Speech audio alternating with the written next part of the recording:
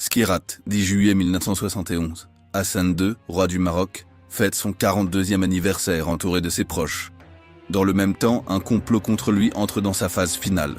Des centaines de soldats convergent vers lui dans des camions. Ce jour-là, le palais va se transformer en champ de bataille. Sous le soleil de Skirat, le palais résonne de rires et de musique. Cela fait 10 ans que Hassan II a succédé à son père Mohamed V, héros de l'indépendance. Ce soir, lui, fin politicien, malgré son charisme apparemment débonnaire, s'autorise à souffler. Il est entouré d'un petit millier d'invités de marque, du Maroc et d'ailleurs, et la célébration va bon cours. Il n'a aucune idée, pour l'heure, de l'ampleur du sentiment que ses ennemis ont contre lui. Les portes du palais s'ouvrent d'un coup, avec fracas, et 1400 soldats lourdement armés font irruption dans la fête. Les coups partent, les gens tombent, le drame est instantané. Enveloppé dans la tourmente, Hassan II reste en alerte, il regarde ses assaillants, lit les visages, prend toutes les informations qu'il peut, et va se cacher. Depuis sa cachette, Hassan guette et analyse. Ses soldats portent l'uniforme de son armée, ils utilisent ses armes, ils sont jeunes, inexpérimentés, impossible qu'un complot de cette ampleur lui ait échappé. S'ils sont là, c'est qu'ils ont été manipulés, quelqu'un leur a menti sur le motif de leur mission. Alors, entouré de son cercle le plus proche, en particulier le général Oufkir, chef de ses polices, Hassan II attend. Il écoute le chaos, cherchant des indices, guettant un retournement de situation. De l'autre côté, on commence à enfoncer la porte. Un des soldats qui était là-bas, un des cadets, me fit signe de le suivre. Pour vous parler très franchement, j'étais à peu près convaincu qu'il m'entraînait dans un recoin afin de pouvoir m'exécuter dans la plus grande tranquillité. Lorsqu'il se vit à l'abri des regards indiscrets, il se mit au garde à vous. Je lui commandai repos, il se remit au repos. Je lui recommandai garde à vous, lui tendai ma main et lui dis qu'attendu pour baiser ma main. Ce qu'il fit. Alors je lui dis, mais qu'est-ce que c'est que cette histoire?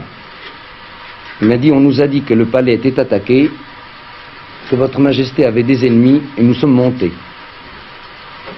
Maintenant, je tiens à vous dire que vous en avez encore des ennemis, veuillez vous cacher.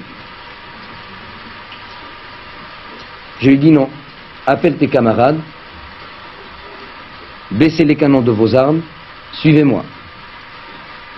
Et c'est alors que je tins ce langage à un groupe de 6 ou 7 cadets en leur disant: il est inadmissible que vous ayez fait de l'armée royale ce que vous en faites maintenant.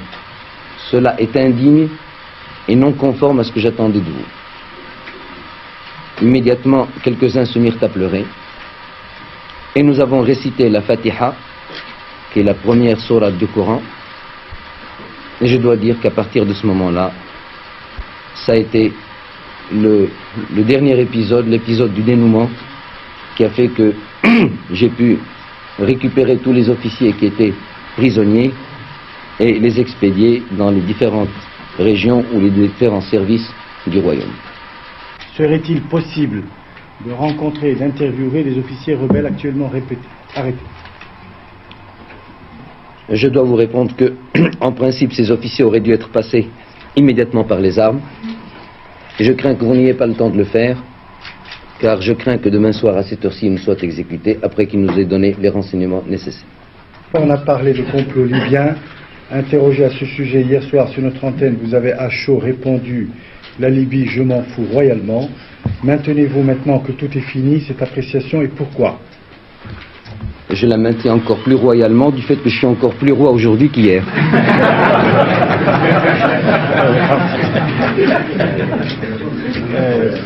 Quelles sont, Majesté, les dimensions et la nature des pouvoirs accordés par le roi Hassan II au général Oufkir, et quelles limites est-elle fixée à leur durée?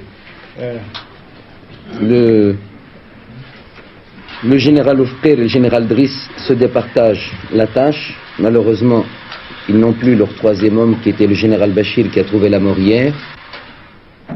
L'un et l'autre jouissent de pouvoirs étendus à la mesure de la confiance que j'ai en eux, mais il est certain qu'aucun texte, aucune situation n'est venue pour créer quoi que ce soit ou amenuiser quoi que ce soit. Pour Hassan II, le coup commence lors de l'invasion de son palais le 10 juillet 1971. Mais pour les insurgés, l'histoire débute un peu plus tôt. Il est 5 heures du matin, le jour du coup d'État. Le colonel Ababou regarde les élèves de l'école de sous-officiers des forces armées marocaines affréter les 90 camions arrangés devant lui. Des soldats d'élite, entraînés aux actions commando, sur le pied de guerre depuis 3 jours. Tout le monde est en ordre de bataille. L'ordre de marche est donné. On traversera Fès, Meknès, Kémisset, Tiflet, Rabat. Le roi, pendant ce temps, joue au golf. Au palais, près de 800 invités sont attendus, habillés en tenue de sport élégante pour profiter des festivités. Tir au pigeon, golf, natation, bridge et poker. Des centaines de domestiques et de musiciens sont mobilisés pour l'événement.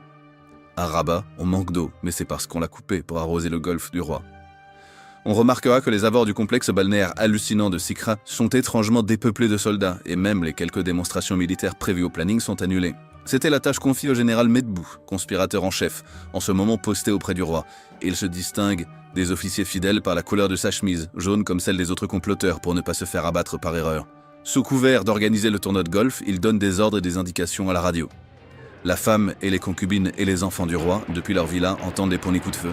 Beaucoup de gens tomberont dès le début de l'assaut. Le colonel Ababou, dans une jeep, dirige le mouvement de ses hommes. Au moindre geste, très professionnellement, on tire. On entend dire « Messieurs les ambassadeurs, n'ayez pas peur, nous sommes l'armée libre pour le bien du peuple ». Medbou rejoint la colonne et se lance à la recherche du souverain.